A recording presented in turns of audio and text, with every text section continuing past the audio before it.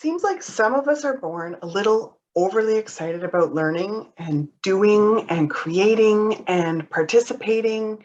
Like we tend to be super fast learners and master things quickly, and we just love it. We love trying something new. We love getting good at it and then trying the fun next thing. And as we're figuring out our place in this world, we notice that people seem to only notice us when we achieve something. We get recognition from our peers when we learn a cool, like skipping move when we're young. We get recognition from our parents when we win the spelling bee. We even hear adults tell other kids, you should be more like them. And so our identity as a high achiever is born. We learned really young that doing things and being good at doing things is what makes us a good and worthy human. When we're not achieving, we're generally sinking our teeth into something new and in the learning phase, and we're pretty much not bothering anybody. And so we're unnoticed as children. But when we come out of our learning phase and start achieving, we are noticed. And with every pat on the back or test returned with an A plus at the top, we get a little hit of dopamine. And with every comment about how we played that instrument or scored that goal, we get a little hit of dopamine. And when we're young, the hits come fast. The grades are rolling in. You get a hit for each test, each assignment, each report card. You get a hit for each great play that you make in your sport, for each ribbon or trophy or applause. You get a hit for every positive comment that you get from teachers, parents, coaches, and peers, and you get a lot of positive comments. You make the honor roll, you get into clubs, you win competitions.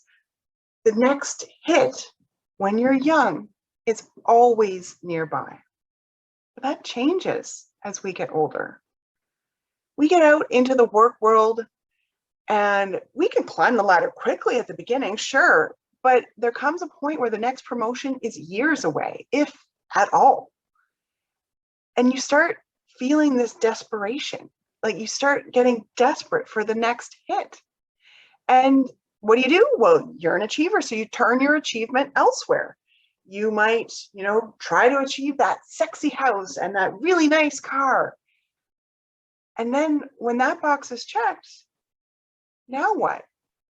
You're left looking for something for your next hit. Like there is a reason why high achievers are always starting a new project or joining a new club. They're looking for that hit. But the reality is, like, no matter how many hits we do get, it never really compares to what we had before. And we feel like we must be doing something wrong. So we just keep searching. We keep searching and searching for that fulfillment. And high achiever or not, we are only human. We only have so much time and so much energy. And seeking fulfillment as an adult is exhausting. And resting doesn't even occur to us. Where is the achievement in that? Rest is not going to get us fulfillment. Only achievement gets us fulfillment. And this puts us at very high risk for burnout. So how do we get out of it? How can we, as high achievers, prevent and recover from burnout? Well, the obvious answer is we need to find other ways to get that dopamine hit. We need to find a way to get frequent hits as we move towards our desired achievement. And the most effective way that I have found to do that is to switch from an outward reward system where your hits are based on other people's perceptions or accolades or promotions, to an inward system where your hits are celebrations of a new definition of success, which is living in true alignment with your values. I'm going to say that again. Success means living in true alignment with your values.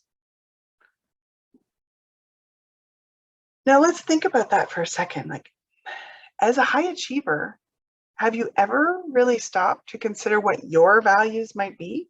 Because I didn't. I subconsciously adopted whatever behaviors and patterns would get me the most praise. Others that I have worked with have adopted the behaviors and patterns that would get them the furthest ahead. And sometimes, even if that meant stepping on other people in the process.